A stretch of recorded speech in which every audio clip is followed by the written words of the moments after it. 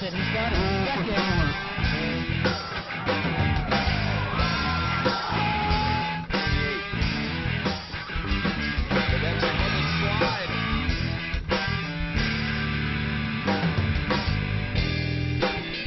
Welcome to another episode of 49ers Fan Zone. I'm Alex Ramsey.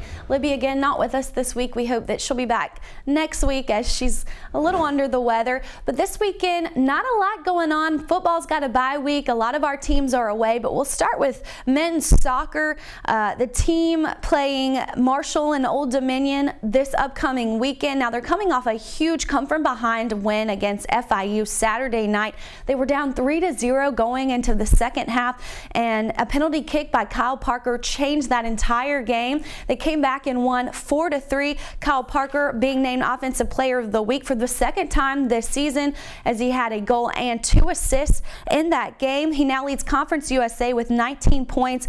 But this team is indeed just that, a team. They're a unit, so individual accolades don't mean anything to any of them. So going into Old Dominion, a team they lost 3-2 in overtime to last year, the team's going to definitely need to come out in the first half and set the tone of the game, not go any goals down. They're going to need to put the game away in the first half, and they're already number 3 in the RPI. That's the computer-based point system used by the NCAA for the NCAA tournament. So they're really high up there. If they can come out and put the game away in the first half, I think they'll have 2 big wins this weekend and be well on their way to the NCAA tournament. And now over to women's soccer, the only home team this weekend. Last year, they played Old Dominion to a 3-1 win, and that's who they'll be playing Saturday night.